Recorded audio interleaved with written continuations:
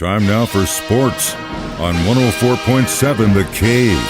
Here's Ned Reynolds. Mike the intern, Ned Reynolds in the studio on a Tuesday morning. So, looks like we got a few statements yesterday. One for from the attorney representing Rashee Rice. Also, I heard some statements from Mark Donovan, the president of the Chiefs. Your thoughts on what they had to say? Well, in regards to the attorney, I found this to be very interesting. The attorney released a printed statement, which is allegedly from Rashee Rice, who said that he's fully cooperating with the authorities and feels badly for the injured parties and so forth and so on, and is, he's thinking about them, etc.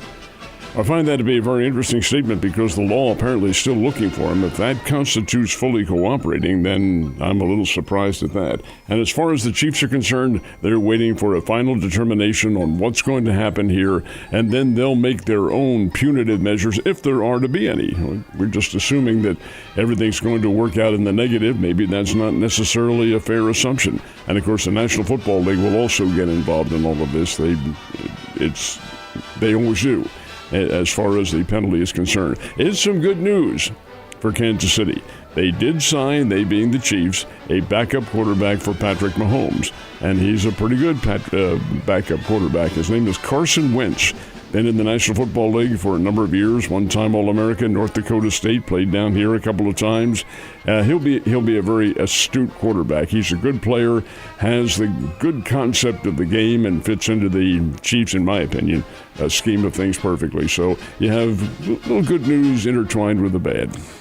Just a bunch of kids being idiots. All right. At least no one died. That's the big deal. Well, that's a big deal. Yesterday, Cuonzo Martin made his return publicly to Springfield, and he had some interesting things to say. Well, Cuonzo's very bright. He had, of course, this is his first time coaching in 2 years now. He's been out of the game and living down in Florida. Said he was more than happy to come back. He's coming back home because this is where he got his first coaching role at Missouri State, and was here for 3 years before leaving for Tennessee and had big success here. Won for the Bears their only regular season Missouri Valley Conference championship. That was very big. Had some nice things to say. Of course, this is a lot of its coach speak and a lot of its protocol. Thanked all those who were involved. Said it was nice to see familiar faces and so forth. Did have his family with him, which I thought was very interesting. Did not really address some of the players who are leaving. One of them already has left, and that's N.J. Benson, who was a top player on the team, a 6'8 forward. He signed with DePaul, but there are other players who did go with the transfer portal, and he indicated, he being Cuonzo, that he will talk to them and see what their attitudes are. But in terms of the team, he said, hey, we're going to be doing all we can to get the Bears right back in championship form and put some people in the stands. Thank you. That is definitely one of the biggest goals, but, having a dominant season is also one of those as well. So were you surprised at the fate of the former Lady Bears coach in Tennessee? Not surprised, astounded. I do not understand that at all. Kelly Harper, who coached the Lady Bears here for a number of years, left 5 years ago to take the job at Tennessee, her alma mater. One of the great players ever for Pat Summitt at Tennessee. Had a good record, made it to the second round of the NCAA this year before they got knocked out. 108 wins in her 5 years at Tennessee, and she is fired? What on earth is the thinking here? Is winning a national championship or losing your job all that matters at Tennessee? Well, I guess that is the case, but you can't feel real sorry for Kelly because she's pocketing $2,200,000 as a buyout in this case. But yeah, Kelly Harper no longer the coach at Tennessee, and to her that has to be a very substantial blow. Now we know who is going to be in the ladies' Final Four. Let's go through it.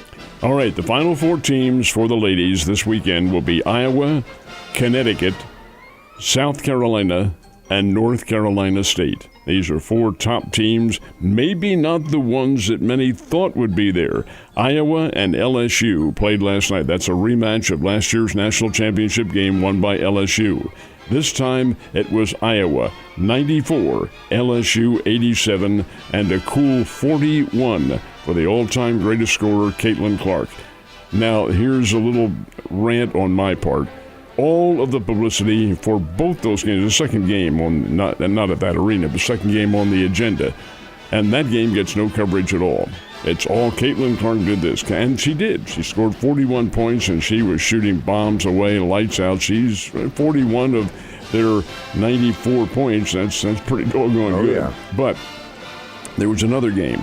And that other game featured Connecticut, which in my opinion's flown under the radar. Wait a minute. Connecticut flies under the radar? How many times have they been to the NCAA? Well, 23 times, but Connecticut hasn't received the publicity that the others have this year. They knocked off the number 1 seed, Southern Cal, 80-73, because the other great player in the tournament who gets no publicity is Paige Beckers. And all she did was score 28 for Connecticut last night. The Gina Oriema's team is really good. They're going to the Final Four. Watch out. They could be very dangerous. They are not as physical as some of the other teams, especially South Carolina, who Connecticut has played this year. But they can do some things. They're a very well-coached team. That's not to cast aspersions at Iowa, which is also well-coached, but we should see a very good ladies' Final Four coming up. Definitely, I agree with you on that. And hopefully my bracket can maintain through the men's side of things. What happened with the Cardinals out west last night? Got off to a great start and won the game. Cardinals beat the San Diego Padres 6-2. Brendan Donovan, 3 for 4 with a couple of RBIs. But the big story is Kyle Gibson. He's 36 years old.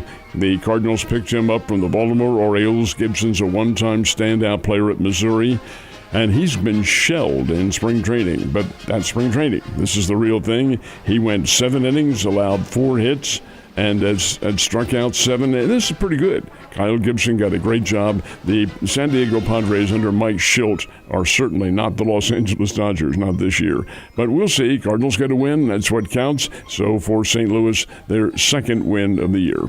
Good stuff. What about the Royals? They're playing the Baltimore Orioles right now, right? They are. They're in Baltimore, and this was a tough loss because Kansas City had the game tied up, and Baltimore won it on a 2-run walk-off home run last the 9th inning. Jordan Westberg, who is a good player, one-time standout at Mississippi State, slammed one 2-run walk-off homer, and the Orioles win by a score of 6-4. Tough way to go, but hey, that is baseball. It is baseball, and both teams not having too great of a start, but not too bad either. So we still have, 158? Yeah, I was going to say, we're probably about 57, 58 right now. Ned, you have a great day, and I will see you mañana.